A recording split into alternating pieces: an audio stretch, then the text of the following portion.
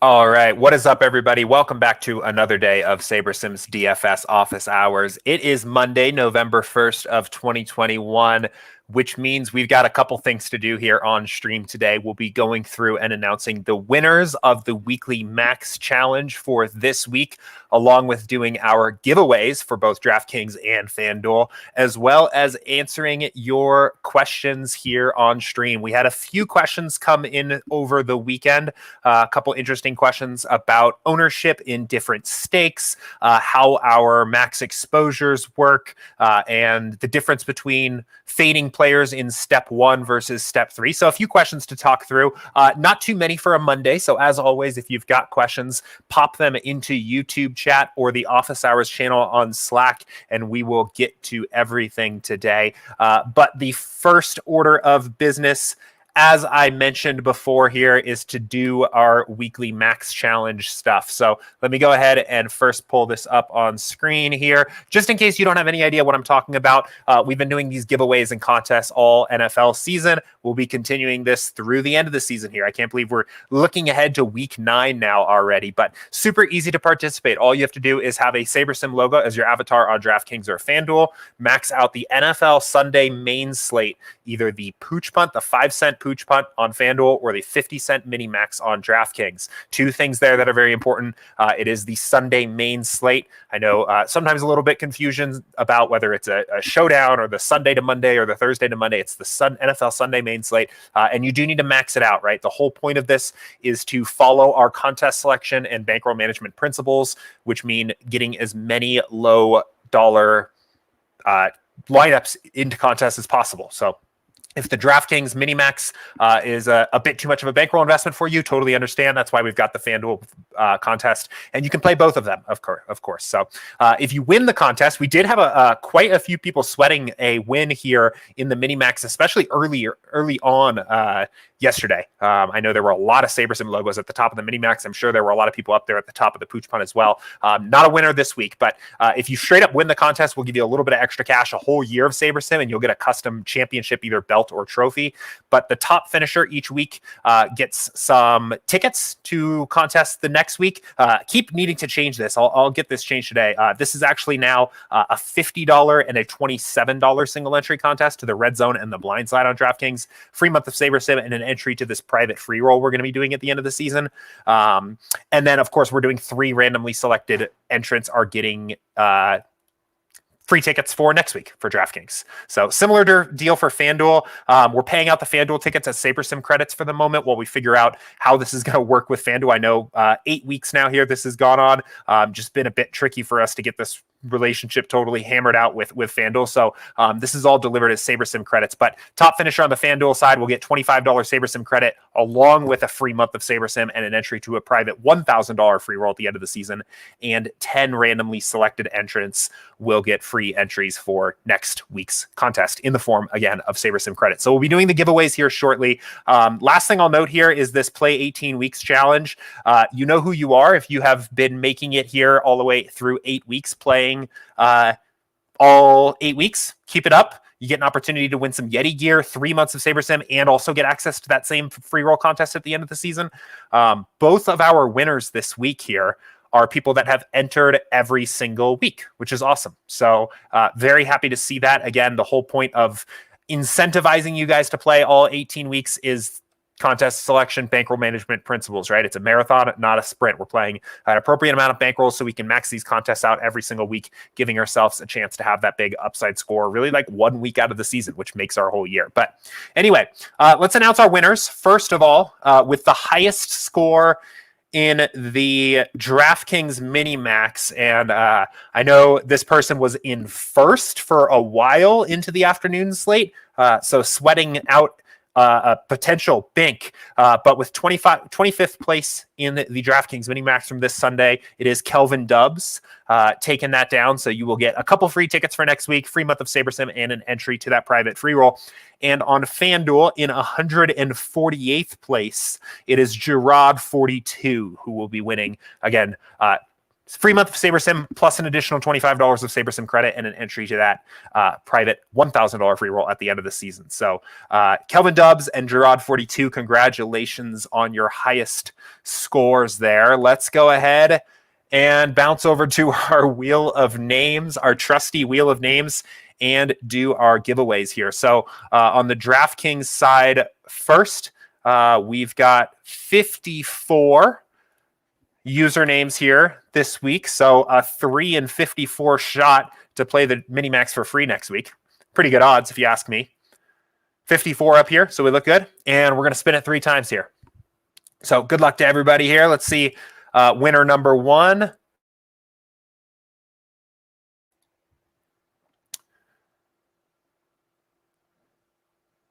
Oh man, what? New Pemusaka. New Pemu Pemem.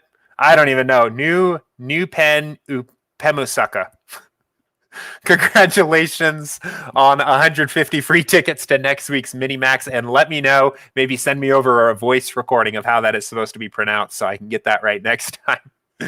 Our second winner here is Toasted Taters. Congratulations, Toasted Taters. I know you have won your fair share of these so far. So congratulations here again. And let's see.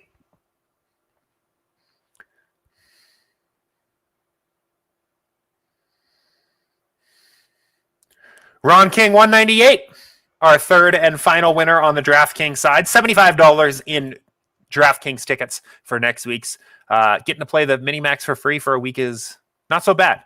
Pretty nice little prize there. Congratulations to all 3 of you guys. Let me just copy these names here. So I've got these recorded on my end.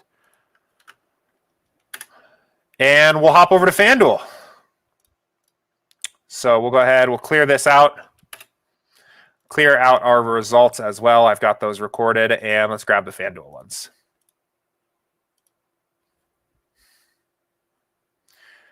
Okay. Oh, I got a DM here. It's Noop Masaka. Noop Masaka. Now I know. All right, cool. Anyway, let me go ahead and get. We have FanDuel 63 entrants here. 63 up top, looking good. 10 times this for this one. We're doing 10 giveaway winners. So seriously, I know it's $7.50 of SaberSim credit at this point, but with a 1 in 6 shot basically of winning this, pretty nice deal to get to play this contest for free next week essentially. So we'll go ahead. We'll do this 10 times here.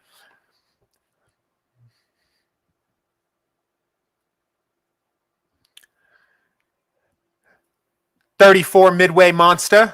I know I'm pretty sure you have entered every single week, so congratulations on it paying off here. Number 2.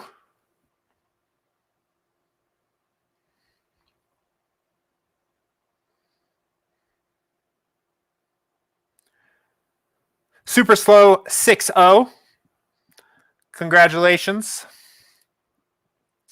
Number 3.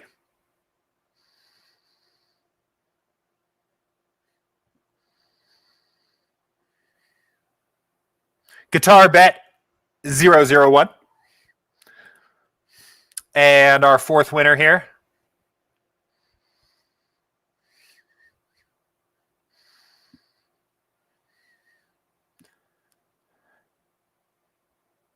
FL Thunder. Florida Thunder, I assume. 70. Winner number 5 coming up.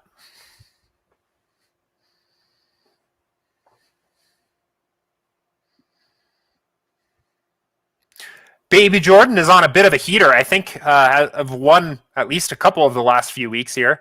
Congratulations, our 5th winner for this week. Number 6 coming up here.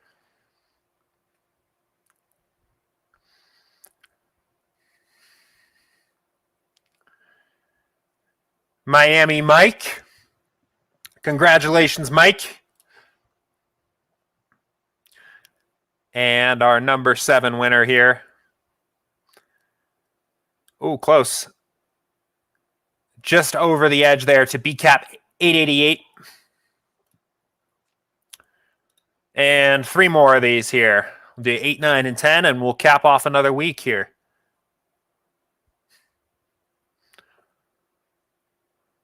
Harvard AD.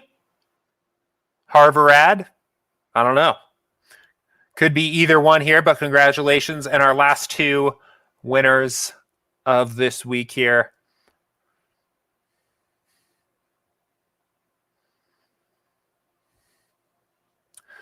Talitsky. Congratulations, Talitsky. And one more here as we close out week 8 of our weekly max challenge. I cannot believe that. It goes quick. It's Enlo Jr. Congratulations, Enlo Jr. Our 10 winners here. Go ahead and grab all of these.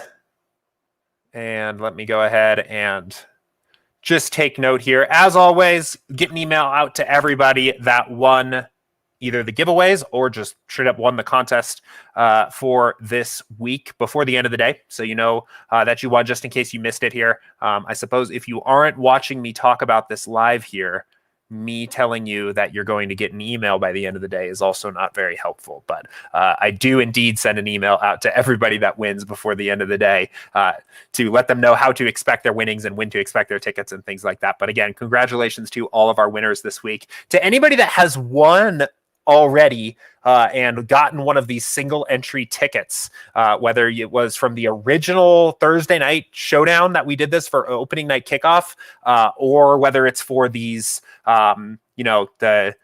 the weekly, the top finisher each week. If you've used your ticket, if you've earned your ticket and used it already, let me know how you did. I'm curious if anybody has turned a little bit of a profit there or even had like a pretty decent sized score. Haven't heard much about it. I don't know. Maybe people are saving them. You don't have to use it for the next week. So if you win that $50, I know this still says $75, but if you win the $50 and $27 single entry tickets, you can use them whenever, right? If you're waiting for the right slate where you feel like you're really dialed into the slate, you can wait to use them then. But I'm curious. So if you have won tickets already, or especially if you've won these single entry tickets, and let me know how they have gone if you've used them. And especially if you've had a nice little score there. So I think the red zone that we're giving out tickets for, that $50 red zone, is like $50K to first. So pretty nice little prize there up top. But anyway, that's it for the weekly max challenge here. Let me see. I see Steve said that he didn't see himself on the FanDuel wheel here. Steve, we'll go ahead and check and see what's going on here. I don't see you on there as well. So I will double check. We'll figure out what happened here. Again, I need emails with the screenshots showing your entries in the avatar by 1 p.m. Eastern every Monday to make sure that you get in time for the show. I'll double check and see if we just missed your email, and they'll reach out and figure something out with you in the event that was the case. But again, 1 p.m. Eastern, get your screenshot in. If we missed you, just let me know, and we'll go check and double check to make sure that you were in there. You do need to enter every week. That's the other thing. I know there have been some questions from people. If they enter once, are they just good? And now you can just play the contest every single week of the season. Unfortunately, at the moment, no. We need to see your entries every single week right now. It's just the way we're set up. Figuring how this is all going to look out. We are figuring out how this is going to look in the future. Hopefully remove some of the tediousness of having to take that screenshot and send it to Andy every single week. But that's how it is right now. So anyway, cool. We'll go ahead and jump into questions now. We got 9 gamer here, NBA slate. So pretty solid NBA slate here. It is really nice. I don't know. I'm sure you guys agree here. It is really nice playing NFL season once NBA season starts, right? I had like a decent day overall yesterday. I got saved by one lineup that like way outperformed anything else I had going. It had Chris Godwin, who I was under on by far overall on the slate, but I had this one lineup that did pretty well and ended up taking me to like almost a break-even day for Sunday, but wasn't a great day, and I was down most of the day. And it's always just really nice coming back on Monday when you've got an NBA slate here to play, and you don't have to think of how poorly NFL went for the whole week.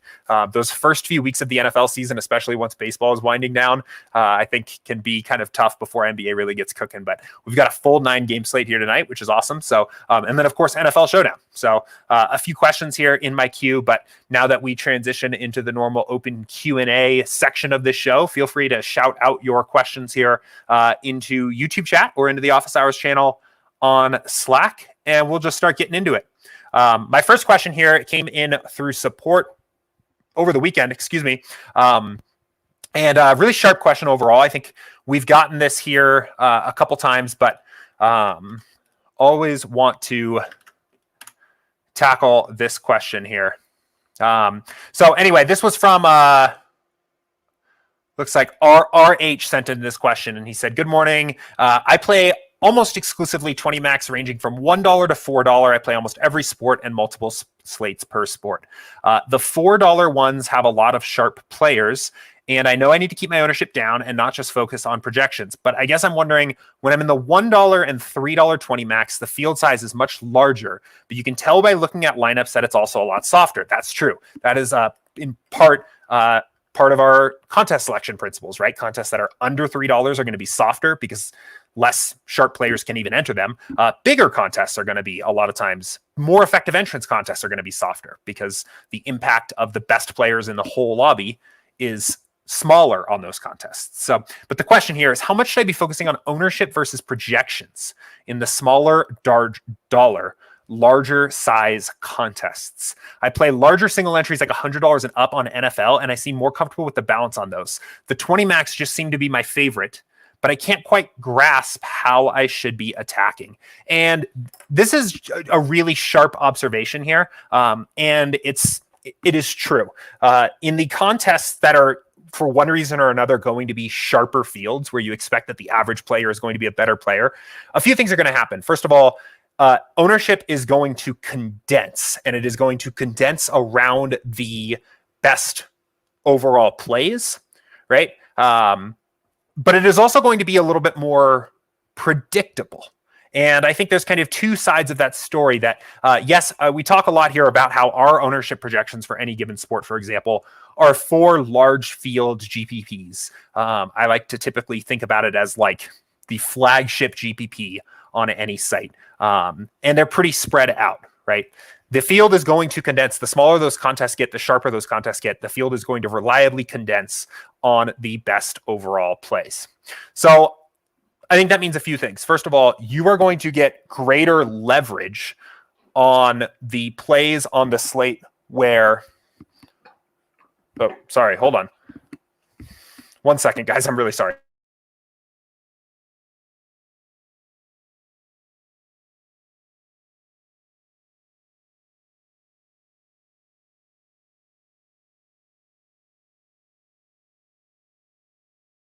Sorry about that, guys.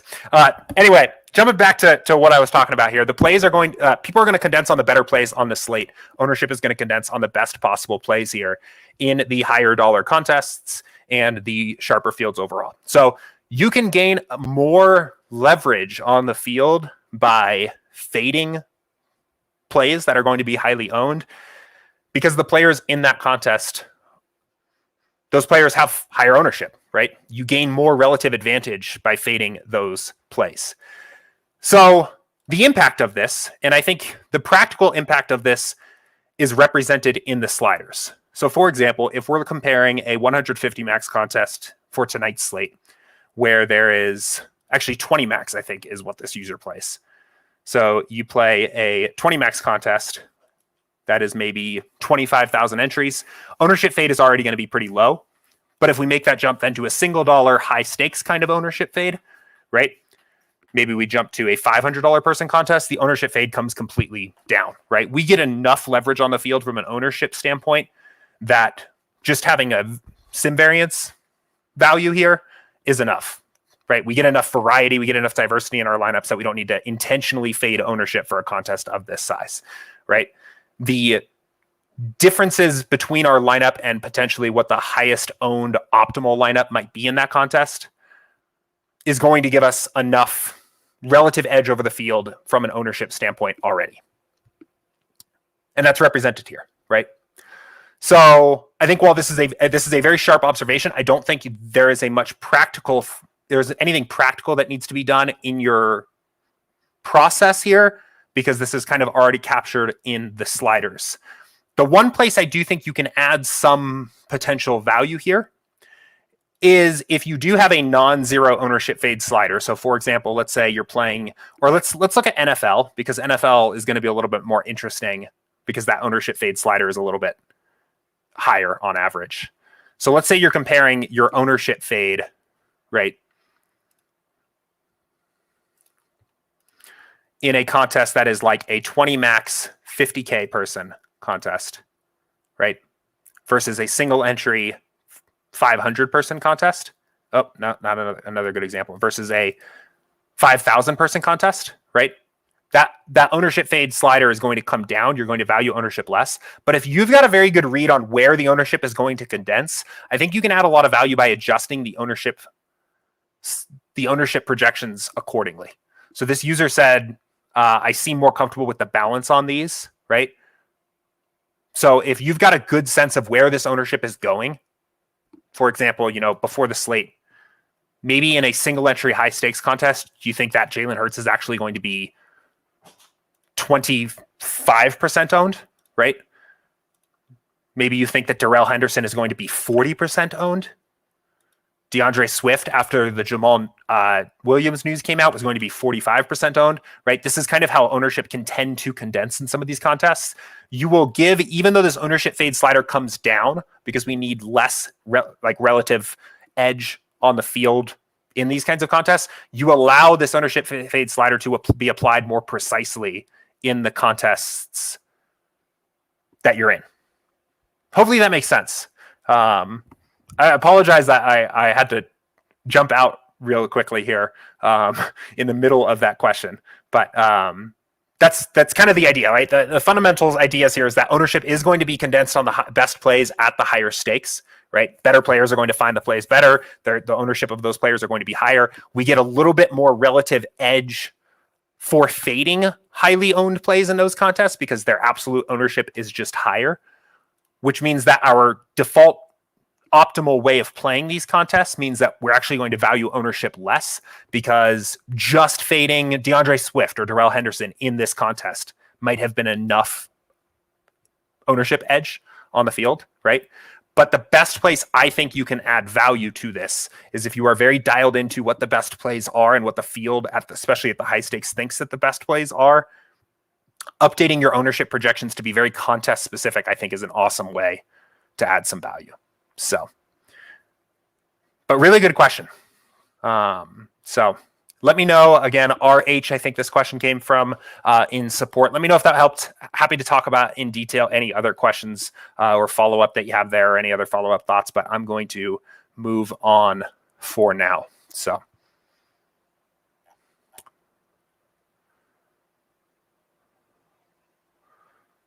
Cool. Keep it going here.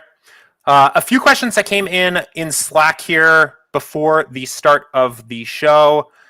First one was from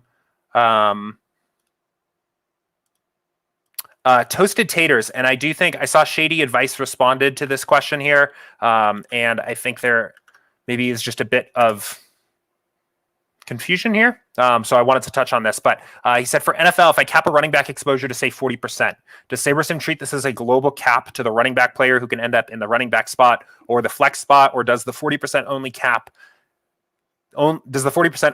that running back in the running back spot and leaves the flex spot to be open to additional exposure? It depends on where you cap that player's exposure. So we'll go. I built this build earlier here about a half hour before I went live just to demonstrate this. And it does depend on where you cap that player. So for example, let's go ahead. Let's look at this.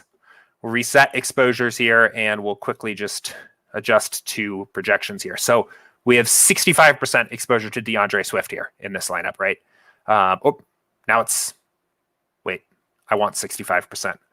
Let me adjust a different player. Oh, okay. 60% is fine. Okay, that's fine. So we have 60% exposure to DeAndre Swift, and we can see in the running back column here, we have 55% running back exposure to Swift, which means he's used in the flex spot in one lineup. So if we go ahead here and update this to 40% exposure in the running back column, this is only going to affect his exposure in the way that he is used in the running back position, right? We can see here now in the all column, he is still owned in 45% of our lineups. So it is dependent on the column or the tab that you limit that player's exposure in, right? 40%, he's owned 40% of the time in the running back spot. So the easiest way, if you want to just have a global cap, which is what I think most people are often trying to do, is to do it from the all column and adjust that player's exposure here. And that will limit that player across the board. So it does depend on the column where you limit that player. And I wasn't sure if that was exactly how this question was being phrased, or also how Shady Advice's answer was written here. But I did just want to kind of confirm that and make that clear to everybody that it is dependent on the column where you do that sorting. So,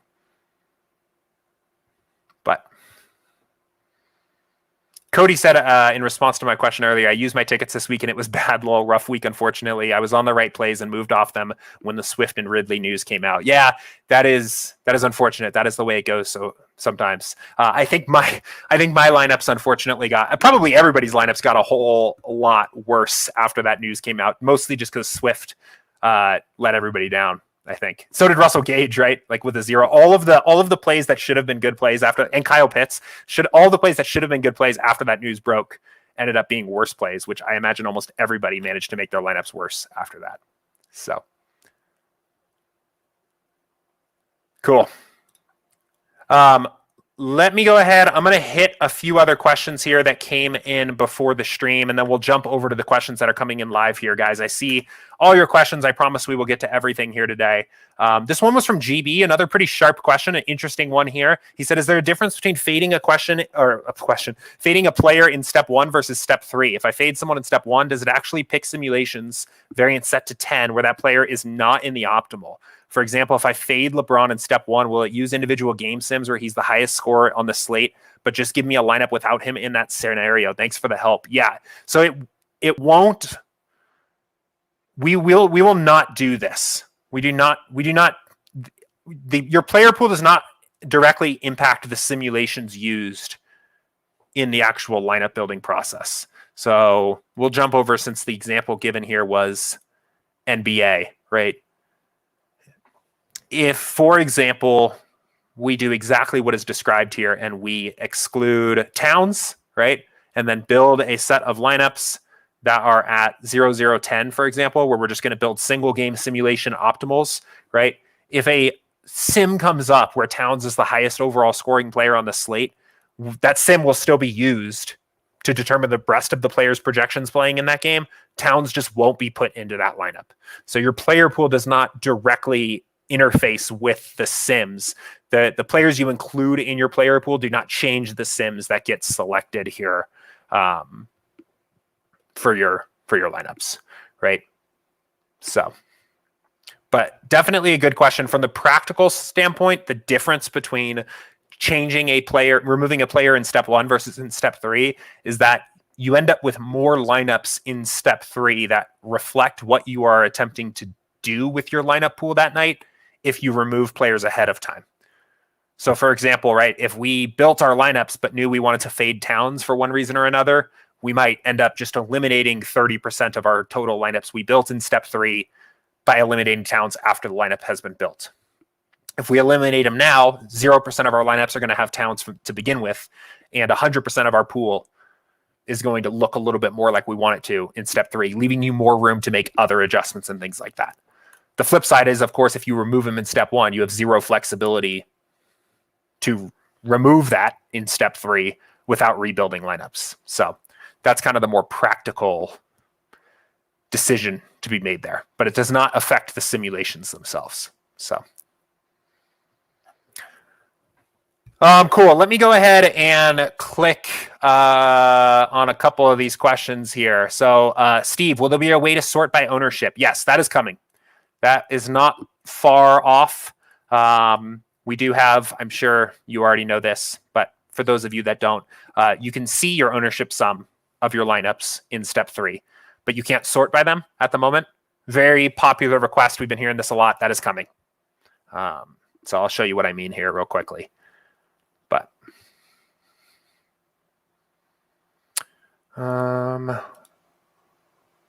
okay. So ownership sum, right? Total ownership of the lineup. It will be added up here as a way to sort the lineup by highest ownership and lowest ownership. We're also adding salary. So salary, less important for main slates, more important for probably showdowns, or at least somewhat helpful for showdowns. You could sort by highest salary lineups, eliminate lineups at the top, or prioritize lineups closer to the bottom. So Crypto Shoni said, so if I've already built some lineups earlier in the day, then want to update those using the latest SaberSim projections, do I just have to click the update button once or go to each lineup tab and update? Ooh, that is a really good question.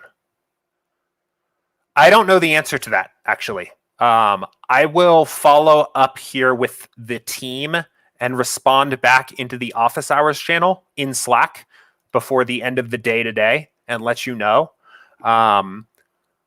My gut feeling is that you do actually need to go back into each individual build to give it a chance to update, but I'm not positive about that. I could be wrong. So, for example, we're in a build here, right? We built this at 12:29. If we run sims later, we can come back and refresh this. Actually, when we come back to this build period, it will first just refresh. But I'm not sure if we had like 3 other builds, if we also need to go into those particular builds to allow them to refresh. I will have to follow up on that. My gut feeling is that you do. So always definitely another good reminder of why it's to, especially in sport where news is going to break.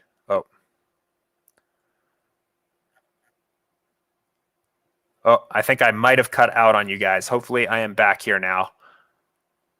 I was just saying on a sport where news is likely to break here late, always a good idea to build your lineups as late as possible so you don't have to worry about that late news coming back. And if there is significant late news in a sport like NBA, you are always going to be better off just rebuilding, right? Like, by no means is it going to be appropriate when lock actually comes around for us to just refresh this build and enter these lineups in a sport like NBA, right? News is going to come out before lock that we need to update for. So always best to do a new rebuild there. But I will follow up, though, on the question overall of do you need to enter into each individual lineup or each individual build to update. So Pops said, I also play high stakes single entry in NFL. Am I better off just making my player pool instead of having SaberSim give me mills or a QB I don't want? I wait 5 minutes before lock and run the sim. Okay, well, first of all, 5 minutes before lock, I think for NFL is probably unnecessarily cutting it a little bit close. So for football, we run our final sims an hour before kickoff for every single game. And unless news comes out after that, those will be the final sims. I would say by no means, like even by 30 minutes before lock, you are probably good enough to go to build your lineups. What I would say from there is how I would approach this. Let's say you just need a single lineup to play for your single entry contest, right? I think rather than going through this entire pool of however many players, right, an enormous player pool for an NFL main slate, I think you can have a little bit more, I think you can be a little bit more efficient with your time building your lineups with a full pool. So maybe say you're right here, right? And building yourself extra lineups. Maybe you don't need 500, but maybe you get 200, right? And then kind of selectively picking your individual lineup here, right? Like you could say, okay, I'm going to go through and eliminate every quarterback I don't want to show up in my lineup. I'm going to eliminate every running back I wouldn't want to show up in my lineup and so on. But I think that's going to take a lot of time. And I think you could be a little bit more intentional with that approach, just by building the actual lineups themselves and then choosing the lineup that you want, or then eliminating the players you don't want. So like, let's say we got here, right? And you could do this a couple ways, but let's go ahead and just like adjust here some projections, right? And come on. Okay. So let's say, I mean, one way to do this would be to just like narrow down to one lineup, and you have this pool of 200, and just kind of like eliminate the plays you don't want to use, right? Maybe this lineup looks fine, but maybe you don't want to play this particular stack type, right? So you don't want a 3+1, so you eliminate 3+1, right? Okay, and I'm not playing Goff in my high stakes single entry lineup, so you can eliminate Goff here. And okay, I still don't want a QB +3, so I'm going to eliminate a QB +3. And okay, now I'm happy with this lineup. Just maybe, hypothetically, right? Or maybe I don't want to play two guys from the same team without the QB. I don't really like that rule very much, but I know that's something that people key in on, and maybe you don't want to do that, right? And now maybe I've arrived at the lineup, right? I like this lineup. And this took me maybe just a couple seconds. And instead of having to go through and like dial in the exact player pool I want to use, I just kind of, dialed in the lineup pool, right? I said, give me 200 lineups, and we ended up picking the 5th best lineup by eliminating a couple stack types and a couple lineup constructions and a couple players we didn't want to use. That's how I would recommend doing it.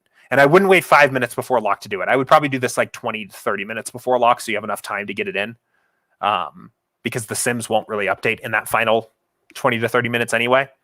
And I would go at it from that direction, right?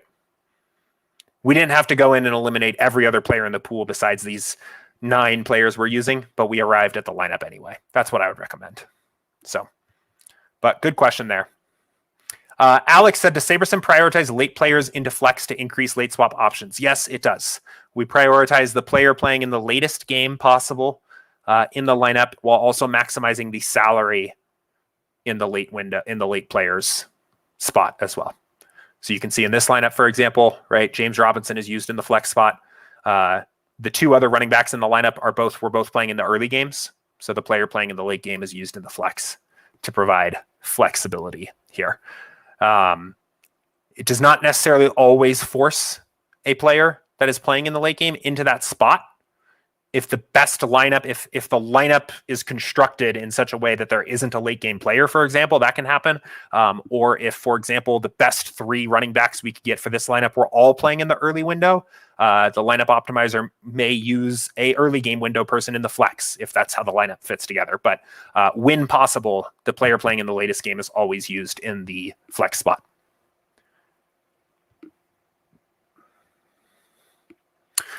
Crypto Shoni said, is there any advantage of increasing the pool size for 500 to 1K to get a better sample size to get the best lineups, or will the 500 pool be the best 500? There's definitely an advantage to it. This can actually go as high as 1,500, so you can build up to 1,500.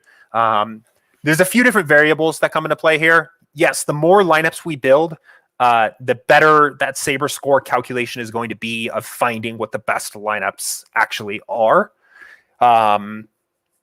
I think in general, there's not going to be a ton of variance there. You'll see that you'll get a similar pool of lineups. If you maybe say you're looking for 20, for example, and you're comparing builds where you build with a 500 pool size and a 1,500 pool size, I think you'll find that your actual initial 20 is not going to vary dramatically, and variance between those two is probably more due to the sim variance itself rather than actually the pool size. But yes, the larger your pool size is, the better overall your chance, the better that Saberscore calculation gets at identifying the best possible lineups. The other considerations really are twofold. One is how many adjustments to exposures may you potentially want to make in step 3, right? While even though your initial pool of 20 lineups you get between these 2 builds will be very similar, as you start to make adjustments to exposures and dive deeper and deeper into that pool, and you get into those lower Saberscore lineups, I think the more lineups you can put in that pool, the better, in terms of making sure that the next best lineups you get are truly the best lineups. But the final consideration there is also speed, right? Building 1,500 lineups takes longer than 500 lineups. So if you don't have a lot of time, maybe 500 works a little bit better. But I typically just like to build 1,500. I guess actually the last variable is like, and maybe I already kind of mentioned this, but like necessity, right? If you're playing multi-entry, like 20 lineups or more, I think it can make sense to just build 1,500 if you have the time to do it. But if you're a single entry player or a 3-max player, it's almost never going to make sense to build 1,500. That's complete overkill at that point. So it depends a little bit on the contest you're playing as well. But yeah, a few variables there. How many adjustments to exposures are you going to make? How much time do you have before lock? And probably how many lineups do you actually need? So... okay, cool. TMB has a question here, came in Slack, and this is my last question in the queue. So we've had about 40 minutes of a show here so far, so good show so far, but if you've got any other questions for me, feel free to fire them off into chat while I get this last question going here. He said, I watched the video, How to Beat Cash Games in NBA, and you said to not optimize by ownership, that optimizing by median projection is the best way to do it. But do you think making a player pool of high-owned players than optimizing by median projection can be a profitable process in head-to-heads, double-ups, three-mans, and triple-ups?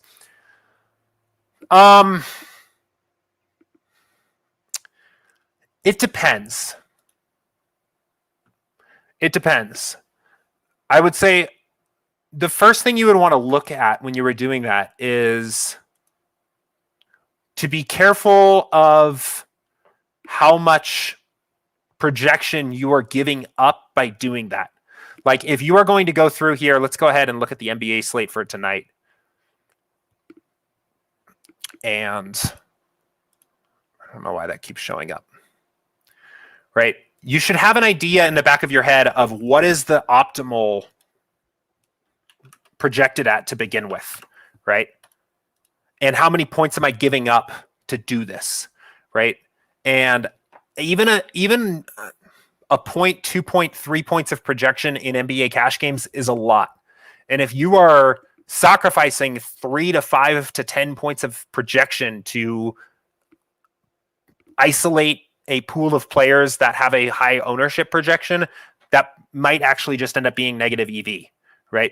So the optimal lineup is a lot of times around this, like 275 to 285, depending on the slate, depending on how much value is there, right? So if you were isolating, if you were restricting your player pool down and then arriving at a lineup that was projected for 270 as your cash game lineup, you are sacrificing a lot in terms of raw projection to get there. I think what is a little bit more interesting is to compare lineups amongst what the top projected lineups are to begin with, right? And then just using ownership fade as a tiebreaker.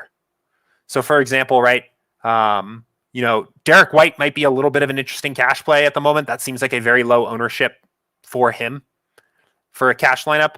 But this total lineup at the top here, lineup number 1, has the highest ownership sum of these top overall lineups. There's this one here, right? So there's a couple lineups here at the top that I think are interesting. I think either lineup 1 or lineup 7 are interesting, that they both, or lineup 8, sorry, both have about 180 ownership sum. This one sacrifices just about a point of projection to remove having a player that is less than like 5% owned and probably like 1% owned in cash. This might be a better overall lineup. But again, like I'm not going to demonstrate this totally on stream here, but if you were going through and just basically saying, I'm going to remove certain players under a certain projected ownership, the big question there would be, how much projection points are you sacrificing to do that? And then ultimately, how much value are you adding given how long that process is going to take? The other consideration there is that at the end of the day, I think there's probably more variance in the ownership projection than there is in the actual player projection. I don't know if I totally agree with that, but I'm a little bit concerned with the idea of overvaluing ownership projection in cash games when I think it's just much easier and much more optimal to value the player projection here, right? The other thing too is that ownership is, especially if you are playing easier contests, right? If you're playing low stakes cash, ownership can be less predictable in a way that is chaotic and random, that you may not be able to predict what the bad plays people are going to get onto is. And I think that can be a little bit risky to overweight ownership in that regard as well. If you could reliably predict ownership exactly what it was going to be in cash games, maybe it makes more sense then to weight it really heavily and just play game theory, but I don't know. Overall here, I know I'm getting kind of wordy. I wouldn't overthink this cash strategy too much, right? Like, it's ultimately going to come down to playing the best plays, using ownership as like a very small tiebreaker tool.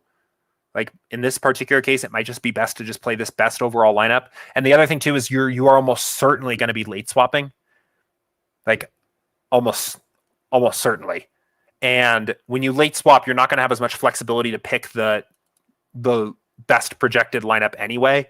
And if you have gone in and adjusted your player pool to only maximize the highest project, actually, this is probably the biggest argument against this. If you have gone in and adjusted all of your projections or adjusted your player pool to remove low-owned players from the pool, and then big news breaks in late swap, you need to figure out a way to reliably undo some of that in the middle of the slate, which I think is the harder part of that, right? Like, let's say news breaks halfway through the slate here and you've removed some guy that now is a great value, right? Like, yeah, you could go find him and re-add him in, but it's another step for you there that I think is difficult. Brandon said, but if you play a guy at 6,300 with a projection of 40 at 6% owned and he busts over a guy who is 6K and projected it for 38 at 40% and he hits value, you are dead in the water more often. Yeah, no, I completely agree with what you're saying. And I do think ownership is a somewhat important factor in your projection, in your cash game lineup process. I just don't know. I mean, it is a matter of, it's a matter of how much projection you are giving up to do this, right?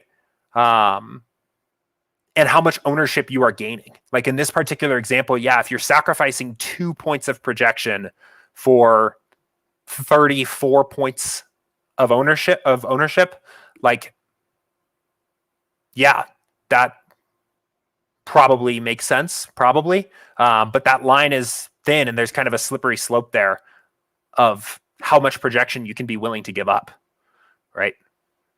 So I don't think the thinking is wrong here. And I definitely want to stress that, like, valuing ownership to some extent in your cash game process is important, but playing the best plays is probably more important, and even more important than ownership as well is the ability to late swap effectively. So don't put yourself in a position to fail a late swap because you've doctored your player pool to capture ownership at lock, right? If you can manage all that, if you can adjust if you told me that you were adjusting your player pool and you were reliably leading yourself to getting cash game lineups that were 20% higher owned while sacrificing, I don't know, 5 points or less of raw projection consistently, and being able to late swap when news breaks to correctly swap effectively, then great. I just think it's hard. I would find that hard. Right? Especially because news even breaks late. Like, you would have to do all that very quickly before lock, build the cash game lineup, and make yourself kind of late swap proof for after lock. For, again, probably like, I don't know. I don't even know if this is a 1% ROI edge over a long term that you gain from doing this. But this is also just kind of my philosophy about cash games. And from my perspective, NBA cash games in particular in 2021, you basically your edge is against people that are going to either use just bad projections or not use an optimizer, or like hand build a lineup that they sacrifice a ton of projection without even realizing it, or aren't going to late swap. And your biggest edge is capitalizing on finding the contests and head-to-heads where those people are, and then doing those things better. So, Crypto Shawnee said, why do you say you will almost always late swap in NBA cash? I think it is probably, maybe not, but I would say there is probably a 100% chance okay, let me say, there's a more often than not chance that there will be some starting lineup that is not out at lock that is different in some capacity here than what we were expecting and causes a new sim to run and changes our projections. And there are going to be some slates where that doesn't change the optimal cash lineup, but you won't really be able to know if it changes the optimal cash lineup without running the swap, right? So like, let's say lock comes by and there's big news and there's smaller news, but let's say that for whatever reason, the Timberwolves lineup is slightly different than we expected, right? I don't know. I don't even know. Let's say that just for whatever reason, the Timberwolves lineup is slightly different than expected, right? There's not really going to be any other way to determine if that impacts the cash optimal, if that makes a better value play, maybe a play, right? Players don't need very much difference in projection, especially at low salary, to become better plays, right? The only way to validate whether or not that made a change in the optimal cash lineup is to run the late swap tool and to rebuild your lineup and see. So based on how often I see sims run in our Slack channels after lock, I think you are more or less always going to be having to swap an NBA cash. And again, just for the same reason that I said, sacrificing 5 points of projection to get an additional chunk of ownership, maybe negative EV, just choosing not to swap and getting an additional 2 to 3 points of raw projection because of a starting lineup that has changed is probably negative EV, especially if you're playing against sharp opponents, because they will be swapping for that kind of thing, right? Crypto said, I had a scenario the other night where I needed to late swap twice because of injuries. Can you demo that? Yeah, I can do a quick demo here.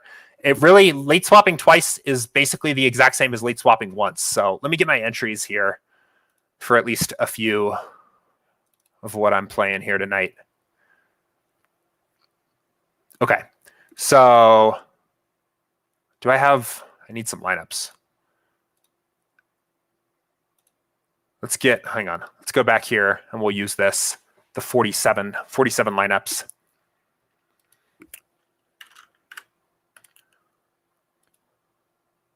Okay. So I'm going to fill these, right? This is lock, right? So I have my lineups built, filling my contests using the unique fill method. Going to apply, download, save.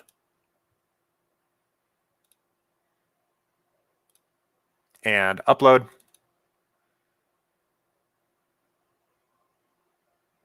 Okay.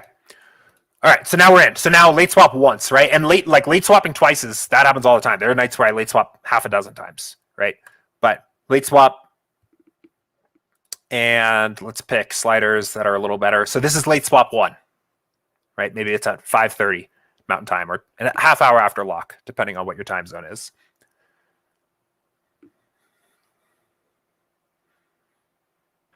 So it's rebuilding. It's not going to rebuild a full pool of 500. I know this is a little bit misleading. All it's doing is rebuilding the 47 lineups that are in the contest, right? Building the best lineup it can around those plays. And great. So now we can just click download new entries. We don't need to go back to the entry editor or anything like this. This is an entries file. And we can just click that and then save it. And it's going to download. And then we can go back to DraftKings and re-upload the new file. So that was like late swap 1, right? Now, if we go back here and say the slate is going on a little bit further, another round of games is up. If we go back to the entries tab now, what we will see here is that this will have automatically adjusted, right? This happens automatically to keep everything in sync. And you can actually see that this has now updated to your late swap that we just ran a couple minutes ago here. So the lineups are now still all correct. If they ever get out of sync and you're running into trouble where you're running a late swap and you're getting errors, you can fix that by just re-downloading your template file from DraftKings here by clicking upload new entries, re-download your template file, and then re-upload and kind of start fresh. But on average, most of the time, this will just work and keep everything kind of connected the right way. And we can then just swap again. So this is now swap number 2. All we do is we go and do the exact same thing again. Late swap. Rebuild again. And once this is done, we'll just download our lineups again. So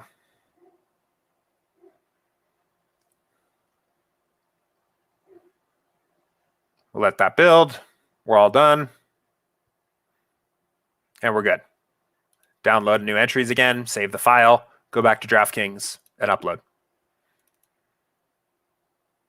So yeah, Crypto said, oh, that's why I was confused. It auto changes the entries. Yeah, thanks, makes sense. Yep, it does. So it automatically updates that. You don't even need to go back to the entry editor to download the entries themselves. You can just download from the build and it will just adjust.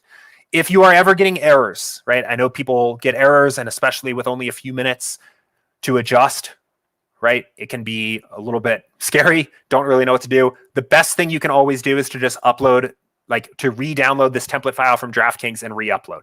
It will just reset everything. You'll get back in sync. The lineups in the entry editor will be the lineups that are in your contests again, and you're all good to go from there. It's the best advice I can give in that situation. So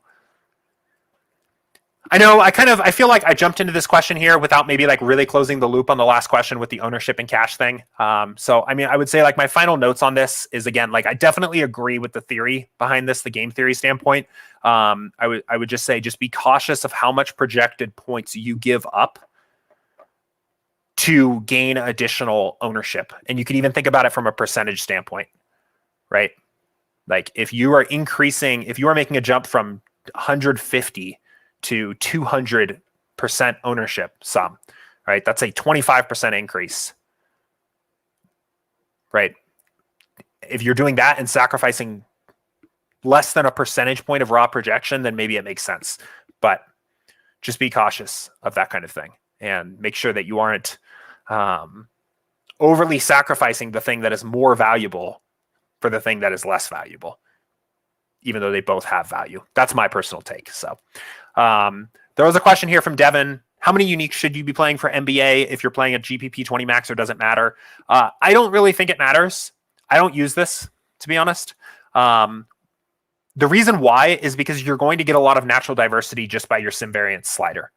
So again, for those of you that don't know, I feel like it's always good for me to define what the slider does like once per show. So here's my spiel for this one. The higher this number is, the smaller the bucket of random game simulations we're using to determine the projections for each player when we build each lineup. So as this slider goes up, as it gets to 10, it's single game simulations determine the projections every single time we build a lineup. And as this approaches 0, that bucket of game simulations gets bigger. It takes into account more game sims. So basic rule of thumb, the lower this is, the more the importance of the average projection. The less diverse your pool is, the less varied your lineups are. The higher this number is, the more we focus on upside and ceiling performances, the more diverse your lineup is, and the more varied your lineups will be from another. So for an average 20 max kind of contest, right? This slider is going to be probably at moderate at the lowest and often very high, which is going to create a lot of natural diversity in your lineups anyway. And I don't think then that I need to add in the min uniques here to increase the diversity further. The min uniques, in my opinion, is best used when you have a set of lineups that you want to bluntly increase the diversity more without changing your sim variance slider. And there's a few different reasons why that would be potentially, but I think by far the most compelling reason for why you would ever want to touch this is if your default sliders already have a sim variance of 10. So for example, if you were playing a 150 max, 50,000 entrants, I know tonight, for example, FanDuel, let's just say, for example, you were playing FanDuel. I know they're like either the pooch punt or not the pooch punt. What's it called, for the piggy bank shot or the clutch shot, the big like flagship GPP tonight, are both going to be 150 max over 50K entrants. If you were playing one of those contests and already had sim variance of very high, which is going to lead you to a very diverse pool of lineups, but wanted to make sure that the lineups from there were even more diversified amongst each other, that's when I think it can make sense to increase min uniques, because you simply can't make your lineups more diverse with sim variance, right? This would be a way of increasing the diversity further if you wanted to do that. The nice thing about sim variance, as opposed to something like min uniques or even like traditional randomness that you would see on another tool, is that while this slider increases the diversity of your lineups, it actually makes those lineups better. And it actually also gives those lineups more upside, because it is using the sim data we have for each player to create that diversity, right? Min uniques is a very blunt tool that doesn't actually make the lineups necessarily better. It doesn't make your lineups have higher upside. It just makes your lineups different from one another. Sim variance pulls from a smaller set of sims the higher it goes. So you actually are looking at real ranges of outcomes of players and incorporating that. So. Don said, so how is SaberSim deciding what criteria to use for each contest when you global late swap like you just did? Or does it not matter anymore what kind of contest or what size the contest is? Good question. This is another one of those things that I think is very much kind of cost-benefit analysis of how much time do you have, how valuable is your time, and what is the edge you get by swapping separately. So yes, when I did a global swap just now and basically made the assumption that all of these lineups could be swapped at the same sliders, right? So it even starts before that. I built all these lineups with the same sliders, right? Even though this is technically 220 maxes that are between 10 and 50,000 people. There's a 3-entry max in here and a bunch of single entries, right? I actually built these lineups all using the 20 max 10 to 50K sliders, and then I proceeded to swap them at the 20 max 10 to 50K sliders. I do think it is always interesting to go and look at what the sliders could be in different contests. So some of these single entries here are down here, right? Versus the 20 maxes that are up here. So 227 versus single entry is 304. First of all, I think there are a few different options to where you want to set these sliders to begin with, assuming you're building everything together. The reason I build everything together is because I want to ensure that I have a unique lineup into every single contest. That's the most important thing to me about my lineup portfolio. I don't want any duplication. If you built these lineups separately and built all of your single entries first with one set of sliders and then built all of your 20 maxes with one set of sliders, first of all, that would require a little bit more time. But it would also potentially expose you to duplicating your lineups. If a lineup was optimal for both sets of sliders, it could show up in both lineup sets. I don't want that, so I build them all together. I typically choose the sliders that correspond to the biggest overall contest because I am okay having lineups that are a little bit higher upside and fade ownership a little bit higher than they should be, even for a single entry, because that's just personally how I play. If I'm going to be wrong, I would rather have faded the chalk and played a little bit too much upside rather than played a little bit too chalky and played lineups that are a little too optimized for the average performance. That's my personal take. You could instead combine all of your lineups together and pick sliders that are in between. So again, 20 max, 227, the single entry, 215. So maybe you go 216, right? The slider changes are not going to have a huge impact overall on your lineup construction, especially in NBA where we're talking about literally just a couple ticks in either direction. In NFL, the difference between a 500-person single entry and the minimax can have a hugely different slider composition. And then maybe I think you have a little bit more of a discussion there, but that's kind of my approach for NBA. For late swapping, again, it's kind of ultimately the same question here. You don't have to late swap everything together. You could absolutely take the approach of saying, I'm going to uncheck everything and I will first late swap my 20 maxes. And I will late swap those with my 20 max sliders. And then I will second late swap my single entries. And I will unselect these and select my single entries, right? Again, it's mostly just a time thing. And I don't think the sliders are different enough. I don't get different enough lineups. And I certainly don't want to accidentally duplicate myself such that I think it makes sense to do these separately. So I just do them all together. That's just my personal take. And that's probably what I would recommend to the average person as well, is that I don't think you're going to add enough value in terms of separating these out and swapping them together to capitalize on the perfectly optimal sliders compared to how much more time that takes and the chance of duplicating yourself, even between contests. That's just my personal take. And that's what I would probably recommend. So the one other component I will add here, and this is a little bit more somewhat subjective, is I think that there is a significant edge just in late swapping, period. I don't think people are going to late swap well enough to news breaking after lock, right? We saw it with the Dwayne Dedman news on, what was that, Saturday's slate when Bam got ruled out after lock. He became like a 9x value. Basically, like he became basically as good of a value play as Drummond is going to be tonight. But you got him at 15% ownership because most of the field doesn't late swap. Whereas Drummond's ownership may very well be 64% tonight because we got this news before lock. When that kind of news breaks, one thing I will at least consider doing, is instead of picking the sliders that are higher, I will pick the sliders that are lower, and I will swap all of my lineups to like the lowest common sliders between them, turning things like ownership fade off or down and turning things like sim variance lower. Primarily because since I know that the field's not going to swap optimally anyway, I don't even really care about ownership at that point. I don't even really care that much about having like high sim variance. I mostly just want the best plays, and I'll do it like that sometimes instead.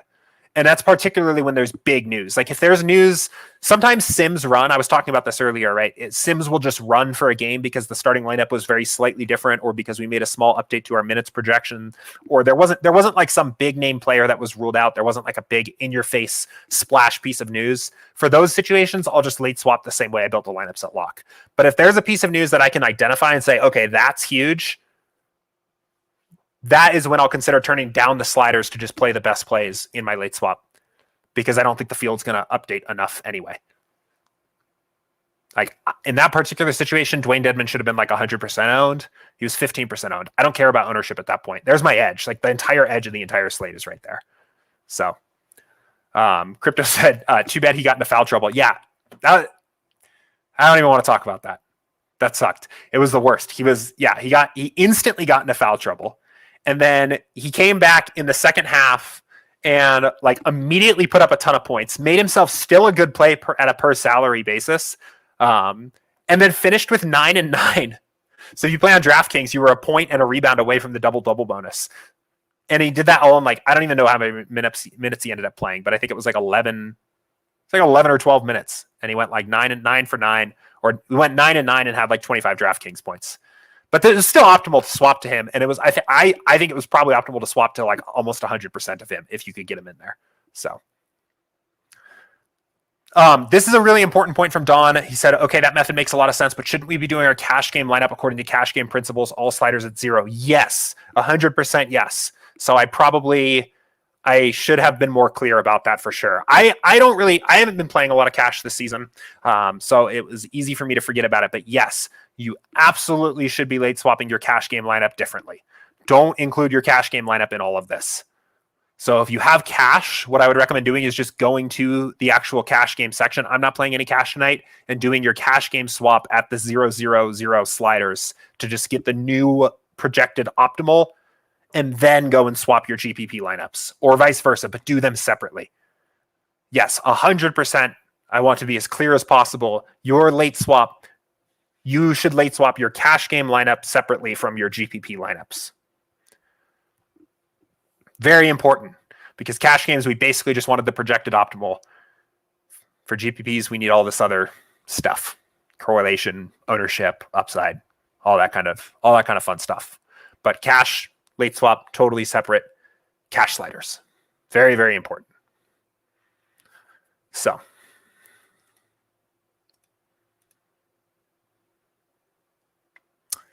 okay. Let's see. Did I miss anything? I don't think so. I think I pretty much got to everything here. So thank you for everybody that tuned into the stream here today. Thank you for your patience with me when I had to quickly jump off for just a second. Had a dog getting sick situation here on the carpet, which is waiting for me now when I hop off. And then also those of you that stayed with me through that brief internet blip there. I know I was out for just a second. Hopefully didn't interfere with the stream too much on your guys' end. Congratulations again to the winners of this week's weekly max challenge and our giveaway winners as well. I'll make sure you guys get an email before the end of the day letting you know. Oh yeah, wait a minute. There was one more question. There's two more questions. They're about the same thing. I just saw this one pop in. So I missed this, but I'll answer this real quickly because it's worth it here. Devin said, when inputting lineups, should be using the Saberscore feature or the projected score feature, or is it just a sorting feature and doesn't matter? And then David said, how do I rank by Saberscore? So we'll go here real quick. We'll jump over to this build. The way you change your sorting method here is up in this upper right here. Rank by Saberscore versus rank by projected score.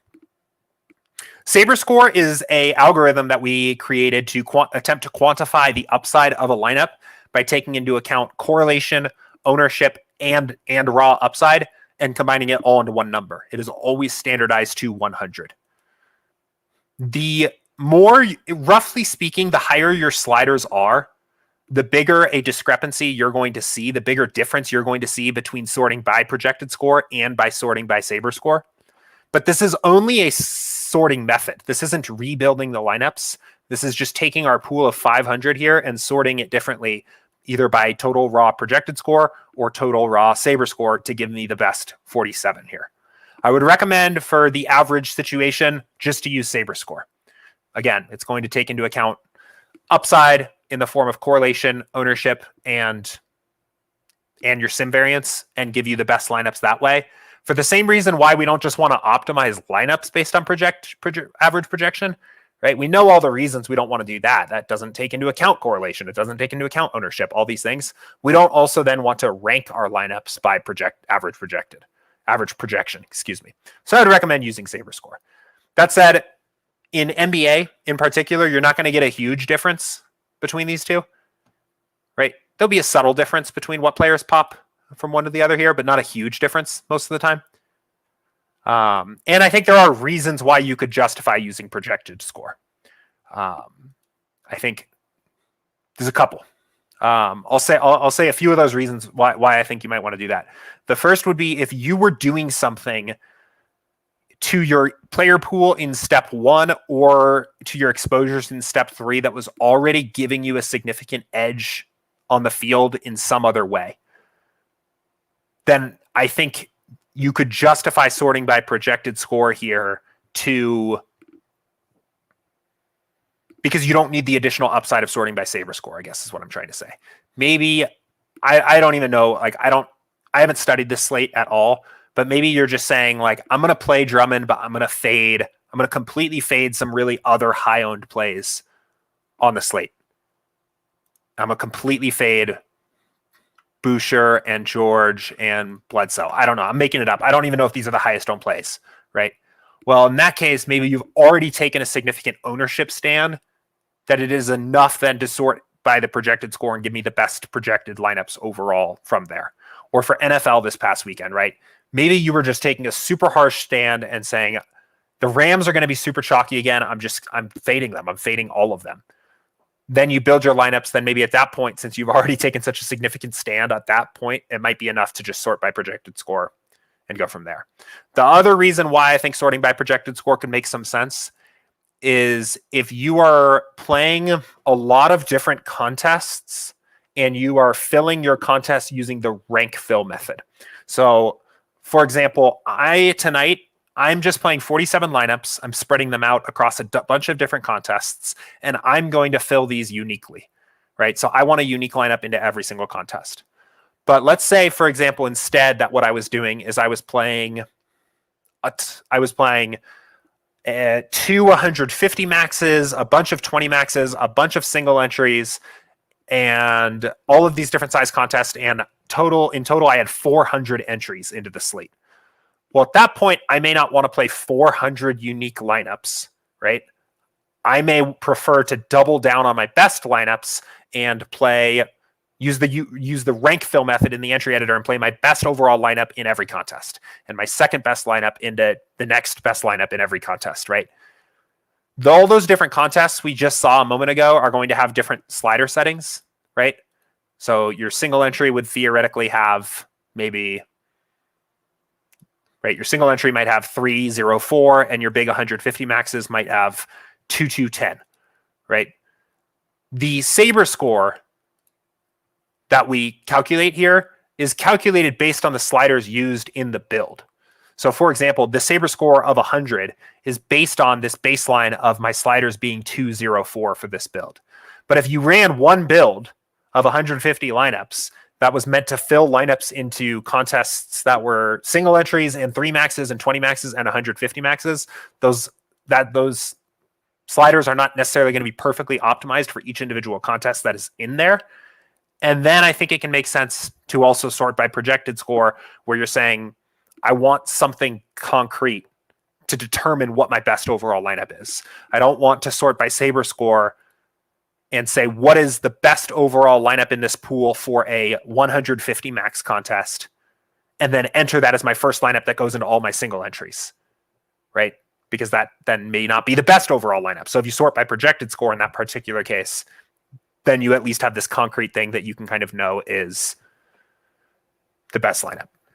But I think those are definitely those are kind of edge cases. Those are not situations that I think fit the average situation that somebody is maybe using SaberSim for. Literally, the only reason I even mention those two things is because those are basically literally the only 2 times I ever even use projected score, is when I've done something to my player pool or my exposures to give myself an edge on ownership by default, or like out of the box, right? And I can just sort by projected score. I don't need the additional upside of sorting by Saberscore at that point, or because I'm using one single build of 150 or so lineups and filling it into a ton of different contests, and I don't want Saberscore to determine what my best lineup is at that point. I want it to be projected score, so it's something independent of the sliders. Those are the 2 reasons why I would think I would ever want to use projected score. If you have thoughts on, if anybody else listening here uses projected score at times and has thoughts about when it could be used, I'd definitely be interested to hear it. I think for 95% of slates, I use Saberscore, and I would recommend you guys do as well, because it's going to be a better approach for the average situation. So, but good question there. And we'll go ahead and leave it there. I kind of already gave my conclusion speech here, but again, thank you everybody that tuned in here today. I'll let everybody know that won the weekly max challenge and our giveaway winners here via email before the end of the day. We will be right back here again tomorrow for office hours at 2 p.m. Eastern, same time, same place. So if you have questions tonight as you're doing your NFL showdown or your NBA main slate lineups, email us, support@sabersim.com, or pop them into the office hours channel on Slack, and we'll get to them tomorrow.